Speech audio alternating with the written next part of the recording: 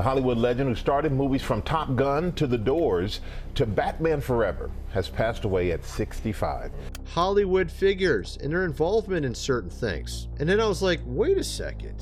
When did that one guy with the island start having, of course, flights and things of that nature? Maybe he didn't want to go and participate in some of these activities. Can I persuade you to take a sandwich with you, sir? I'll get drive-through. Val Kilmer may have died, but before he left this crazy world, he dropped a truth bomb that Hollywood definitely wasn't ready for.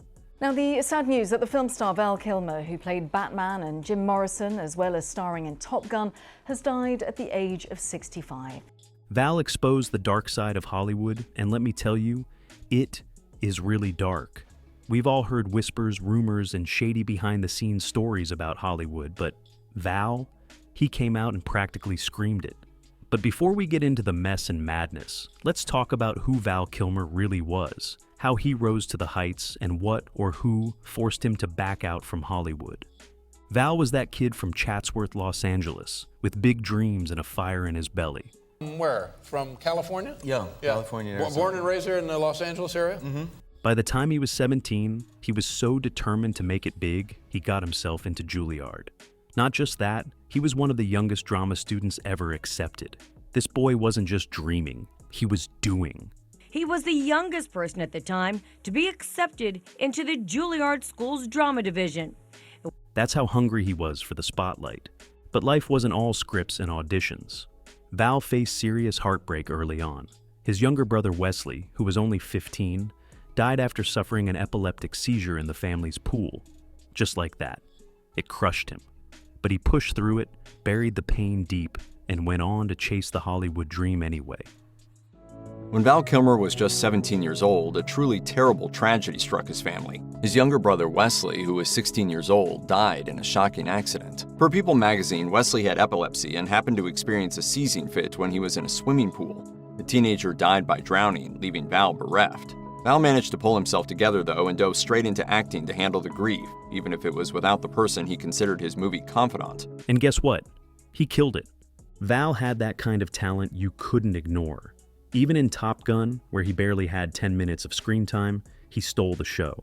People were like, wait, who is that guy? That's how much of a presence he had. Val Kilmer, who passed away at the age of 65 today, had only 10 minutes of screen time in Top Gun. Yet, hundreds of millions of people know the character Iceman. That's the power and the iconoclast that Val Kilmer brings to these characters. And when he put on the bat suit for Batman Forever, See without seeing. To me, Hollywood couldn't get enough of him. He was doing hit after hit. The Doors, Tombstone, The Saint. Val was everywhere, a true leading man. But then it all just fizzled, like poof, gone. Suddenly this A-lister who was dominating the box office was doing straight-to-DVD movies. DVD movies. There you have it, Willow on DVD. We won't see another penny from it. People were confused, talking like, what happened to Val Kilmer? This man went from Batman to bargain bin real fast, and no one could figure out why. Some said it was his divorce. Others said he had a nasty attitude, was hard to work with, argued with directors, rubbed producers the wrong way. The whispers got louder. He's difficult. He's too intense. He's weird.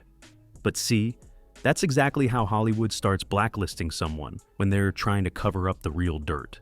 Other magazines that talk about how difficult a person you are to work with. And I'm guessing, being in show business, that probably not much of those things are true. Not many of those are true. none that I heard of. Yeah. And the real story is way darker. Behind all the polite headlines and PR-friendly statements, Val was getting pushed out. Why? Because he didn't want to play the game. You know the game I'm talking about.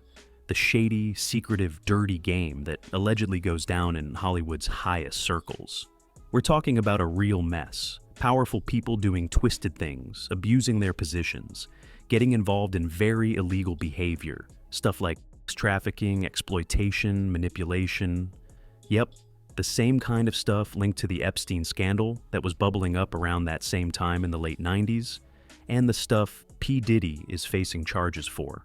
Hollywood figures and their involvement in certain things. And then I was like, wait a second. When did that one guy with the island start having, of course, flights and things of that nature? Oh, it was around the exact same time. Go figure. 1998 was when Val did his last big movie. After that, it was straight to DVD. Coincidence? I don't think so. Word on the street is Val refused to be part of the Hollywood cult-like circle of silence, and they didn't like that. They couldn't control him, couldn't bribe him, and most importantly, he couldn't be trusted to keep their secrets. And trust me, Val knew stuff. So, what did they do? They iced him out. Quietly. Sneakily.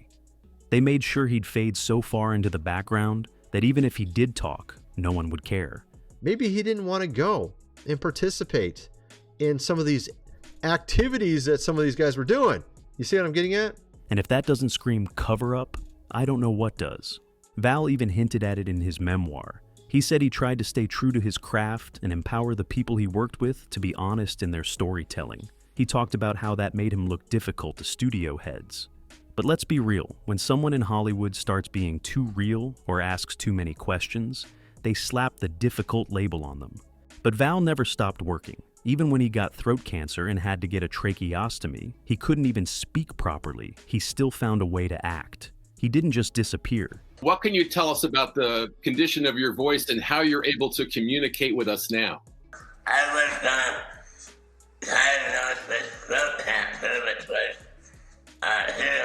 He showed up in Top Gun Maverick years later, with his voice recreated through AI, and delivered a performance that brought everyone to tears. It's Maverick. The kid needs Maverick. That's dedication. Unfortunately, we have lost him now. Val died of pneumonia at 65. He passed away at the age of 65, his daughter says, from pneumonia. Not even that old. And you know what's crazy? It's only after his death that people are starting to put the puzzle pieces together. Like, maybe Val wasn't the problem. Maybe the problem was the industry that didn't want someone like him speaking too loud. And now that he's not here anymore, you better believe the skeletons are going to start falling out of the closet. You can't silence the truth forever. These Hollywood big shots can't hide behind their yachts and sunglasses forever. One by one, they're gonna get exposed. And they are getting exposed in the Diddy case.